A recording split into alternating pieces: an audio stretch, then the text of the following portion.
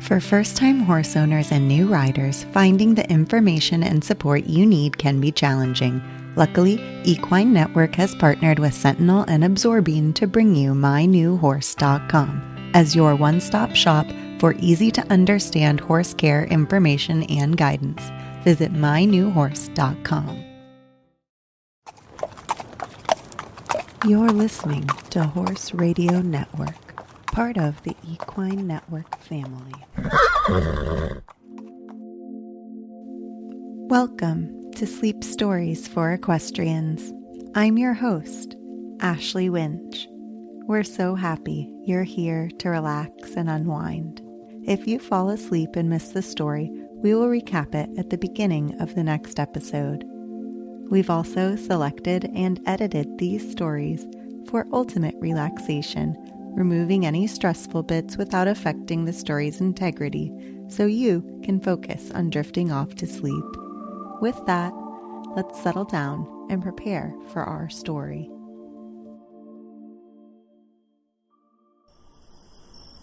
The gates are closed, the horses sleep, the day's work done, the chores complete.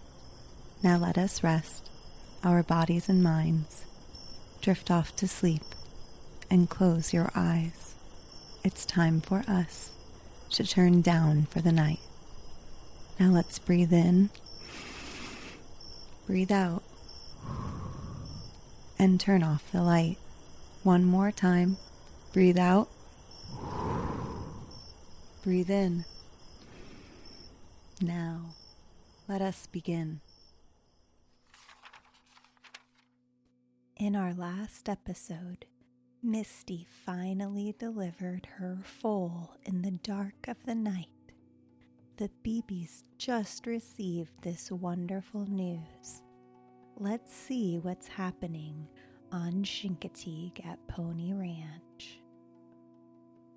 Chapter 19, Glory Hallelujah. Paul turned from the telephone and let out a war whoop loud enough to break the sound barrier. He grabbed Maureen and they pulled Grandpa between them and went dancing around the kitchen table, lifting their knees high, bugling like wild horses. It was a free-for-all frolic. Grandpa was suddenly himself again, spry-legged and bellowing. Grandma laughed in relief. She dropped her spoon in the pancake batter and half ran to the organ. Recklessly, she threw back the lid and, with all stops open, made the notes thunder and throb as she sang in her full-bodied voice. Glory, glory, hallelujah. Around and around the table marched the three BBs. Skipper burst into the house, joining the dance, howling to the music. At last, Grandpa had to sit down, and Paul and Maureen fell limp and exhausted on the floor. Grandma turned from the organ, her eyes crinkled with joy. She clapped her hands for attention, then chanted, "Come day, go day, God send Sunday." "And where do we go today?" she asked. "To Pocomoke," Maureen burst out. "But before that, where? And who do we thank today?" "Misty," Paul shouted. But he grinned as he said it, knowing exactly what Grandma had in mind. Grandpa twisted uncomfortably. "Me and him," he said, scratching Skipper behind an ear. "We got to clean out the truck and do a passel of things. We'll just do our churchin' while we work." "Clarence Beebe, you will do no such thing. Today is a shining special day, and we won't argify. To church we go, as a family." Promptly, at 9:45, the truck now, clean as water and soap could make it, rattled out of the yard with Grandpa and Grandma sitting dressed up and proud in the cab, and Maureen and Paul in back, feet dangling over the tailgate. The sun was shining for the first time in a week, and the sky was a luminous blue. "Seems almost like it's Easter," Maureen said.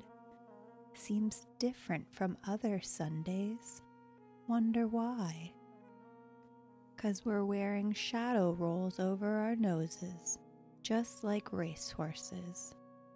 Unconsciously, Maureen felt of her nose. "Can't you see, Maureen? We're not even looking at the houses with their porches ripped off and mattresses and things drying in the sun. We're seeing bigger." "Like what?" Paul looked up. "Like that flag flying over the firehouse, painting stars and stripes on the sky, and the sea smiling and cheerful as if it'd never been nasty mean." Maureen nodded. "And even if houses are all bashed in, Paul, you hardly notice them for the clumps of daffodils." It was true. The world seemed reborn. The blue-green water of the bay was unruffled and washing softly against the drift. Gulls were gliding on a seaward breeze with scarcely a wing flutter. And here and there, in all the mud and muck, hosts of yellow daffodils were nodding like spatters of sunshine. Up in front, Grandpa and Grandma were feeling the same joy. "The storm sure bloomed the place up," Grandpa said. Grandma sighed in deep contentment. "Takes a wrathful storm to make us appreciate bonny weather, doesn't it?" As the Beebe family took their seats in the rapidly filling church, the men of the Coast Guard filled the front rows. "Paul," Grandpa whispered loud enough for the whole congregation to hear. "There's Lieutenant Lipham. He's the one who rescued you the day you snuck over to Assateague and your boat drifted away." The lieutenant turned around, smiling broadly. Paul's cheeks reddened. Maureen had secretly brought the birth announcements to church so that she and Paul could fill in the hour and date, everything except for the name. But they never even opened the package. From almost the beginning of the sermon, they leaned forward, listening with every fiber. "The earth is the Lord's," a deep voice of the preacher intoned.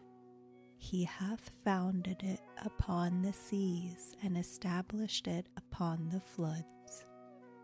And just by listening to the resounding voice, Paul and Maureen could see God commanding Noah to build the ark, big and flat-bottomed, and they could see the floodwaters rising and the animals marching in, 2 by 2.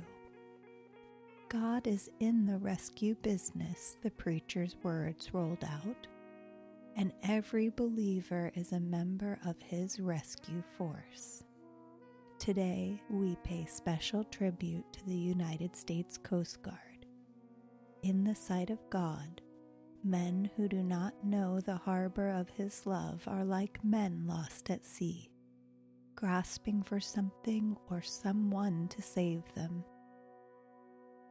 The church is God's rescue force, just as the Coast Guard is the government's rescue force. The preacher half closed his eyes.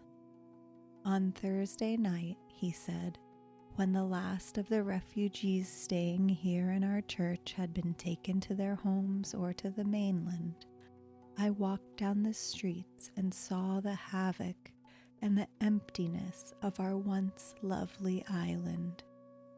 Yet no Chincoteague had lost his life, and I paused to thank God.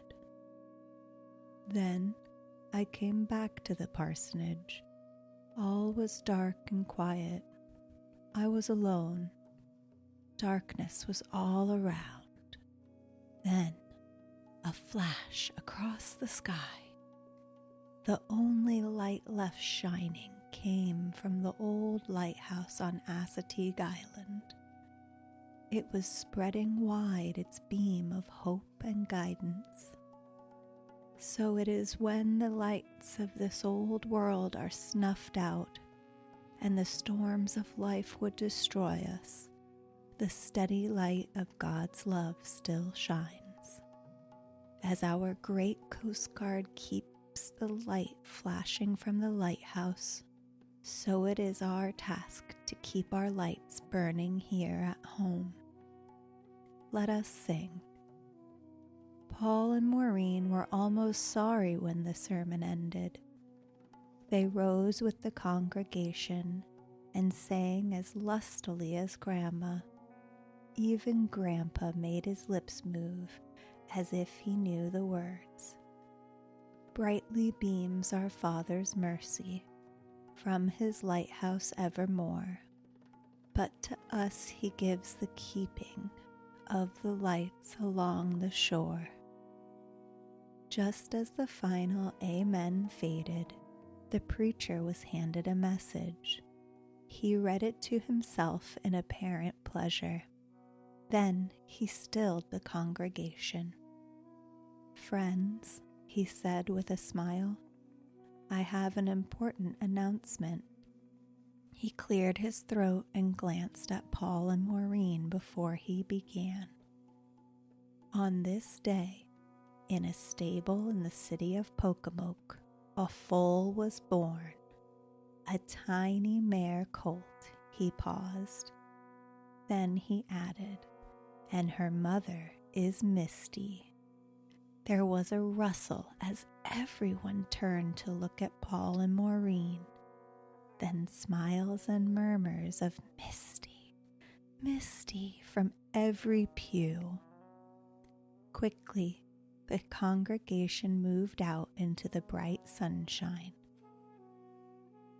Preacher Britton was greeting the members, and Paul and Maureen, blushing in embarrassment, were standing beside him.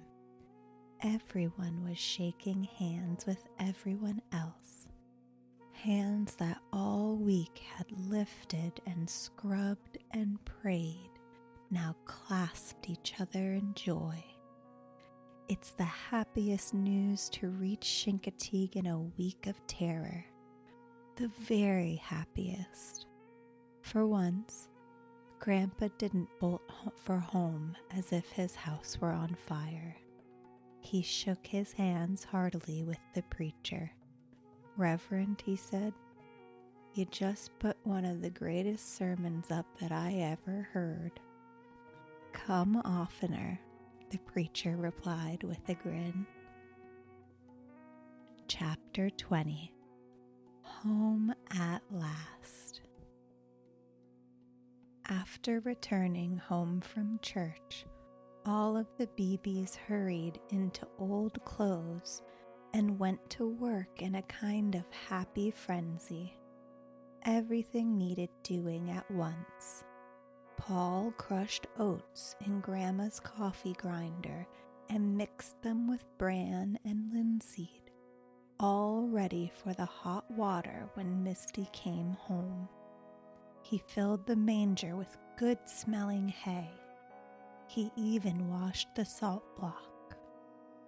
"Wouldn't surprise me none if you licked it clean with your own tongue," Grandpa laughed as he went by with Nanny's kid tugging at his pant leg. In the kitchen, Maureen was sewing strips of tape on an old blanket. Every now and then she ran to try it on Grandma to see if the ties were in the right place. "If it fits you, Grandma, it'll fit Misty." Grandma made a wry face. "Reckon I should be complimented," she snorted, "'stead of laying my ears back. Beats me," she added as she wrapped jelly sandwiches in waxed paper. "There's barely a speck of meal in the house for biscuits or bread, and scarce a dry thing to cover folks with. But there's always oats and bran aplenty, and a royal blanket for Miss Misty." "Mrs. Misty," Maureen corrected. Grandma disappeared into her bedroom for a moment and came back with a shy smile. "Here's my contribution," she said. "Likely I'll have no more use for this soft baby blanket. With just a couple of safety pins to fasten it under her belly, it'll be just the right size for Misty's youngin'. That long ride home will be kinda drafty for a newborn." By noon, Grandpa and Paul and Maureen were waving goodbye to Grandma and were on their way to Pocomoke City. To their amazement, the causeway to the mainland was jammed with a long procession of cars coming from Maryland, Delaware, and even Washington, D.C.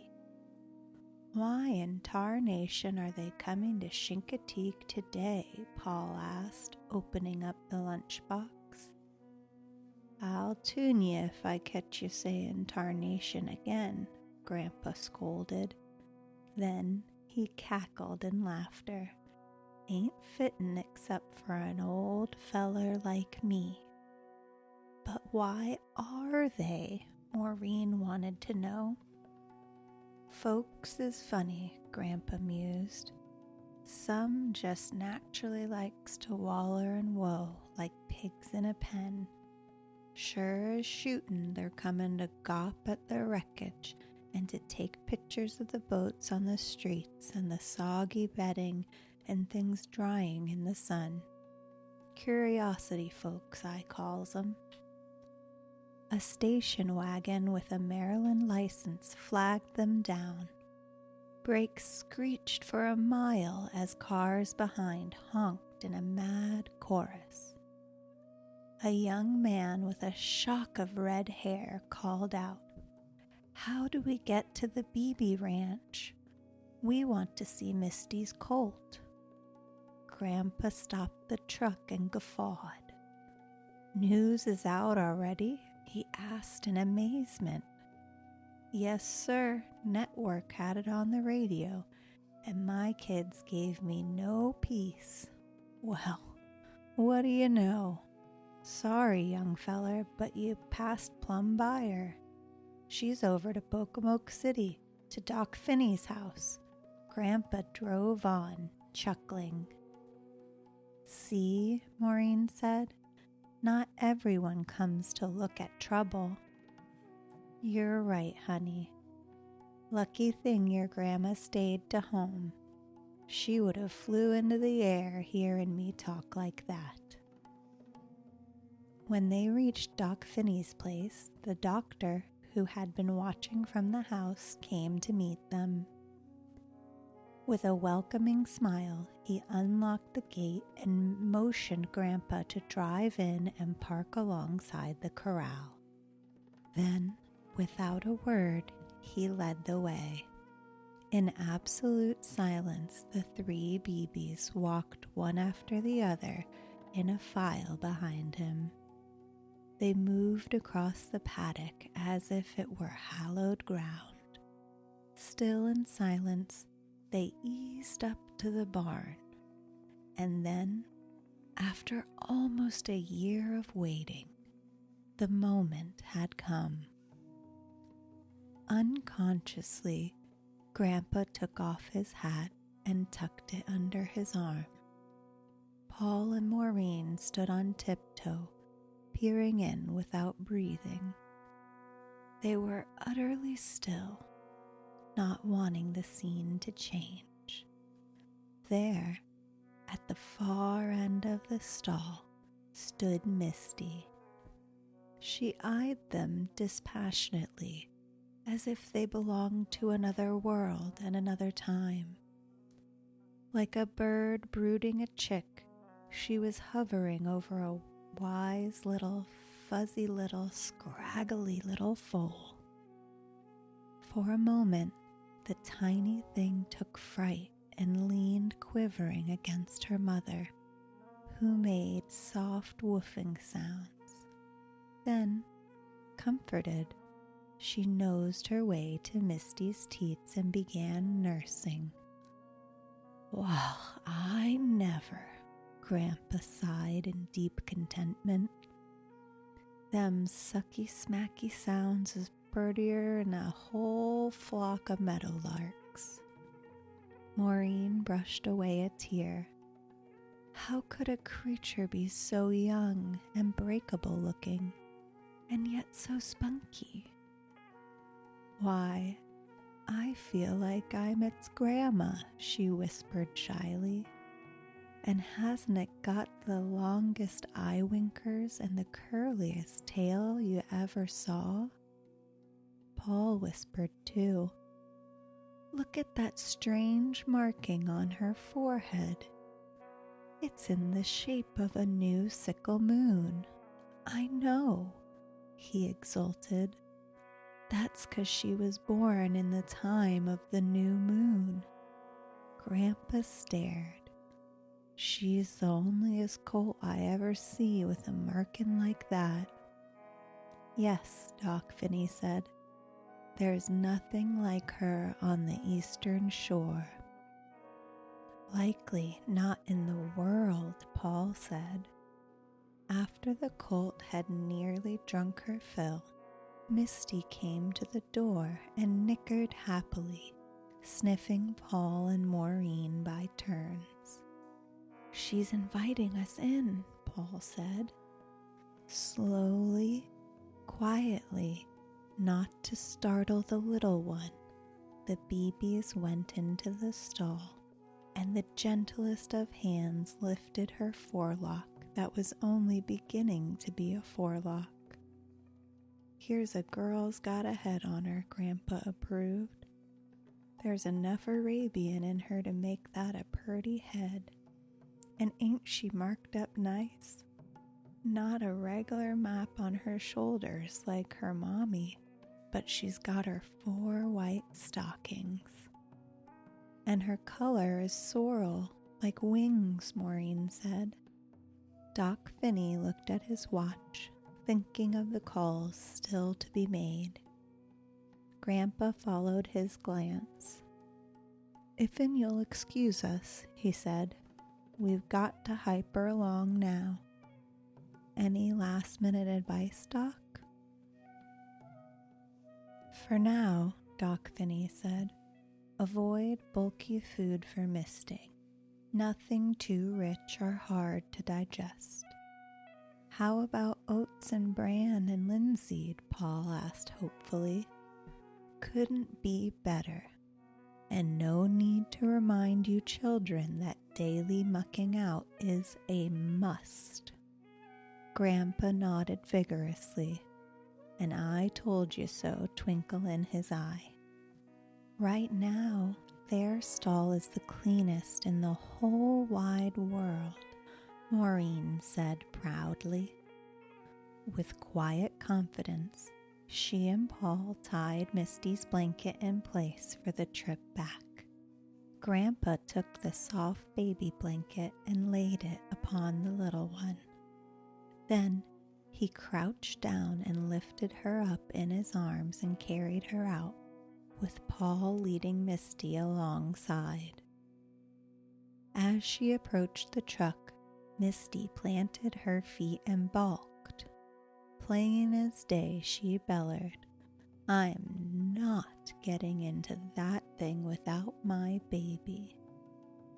But when she found out that her foal was safely stowed in the cab in front, she hurried up the ramp, poked her head through the window, and nickered in relief. Doc Finney started to wave goodbye and then had a last-minute request. "Mind driving by David's window?" he asked. "I had to put him to bed this morning with a case of old-fashioned measles. Poor lad hasn't seen the colt. He's heartbroken."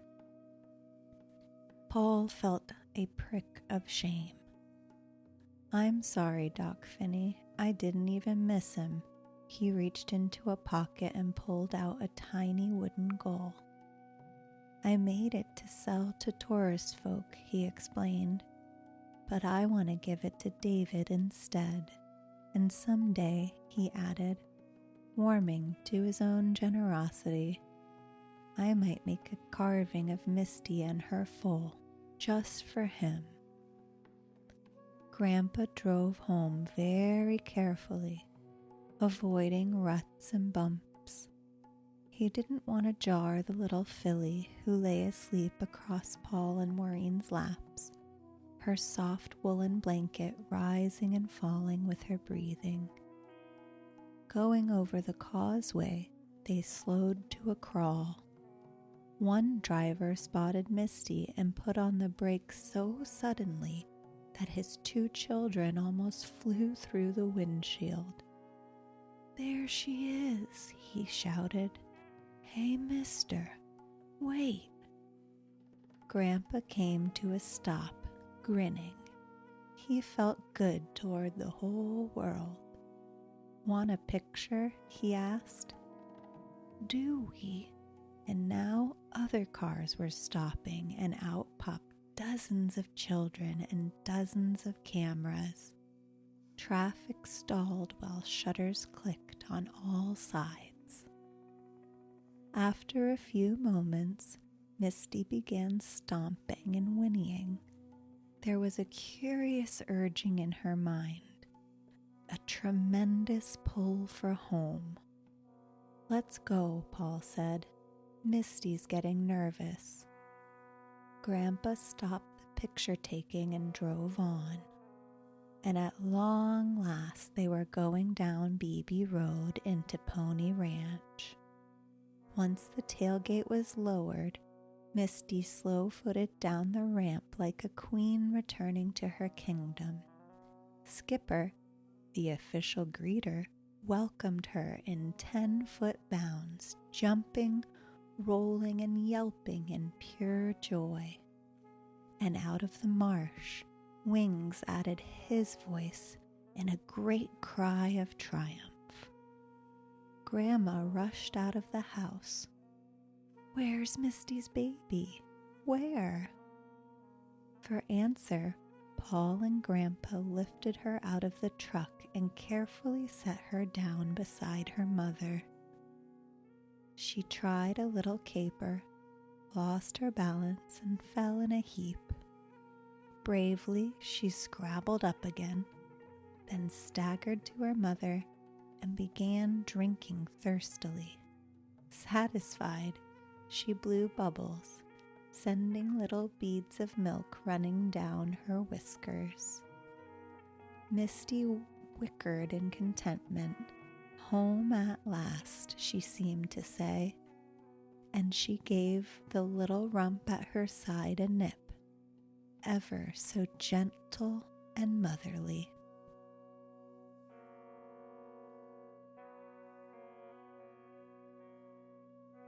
Thank you for joining us for this episode of Sleep Stories for Equestrians. We hope that you are relaxed and can allow this music to carry you off to dreamland.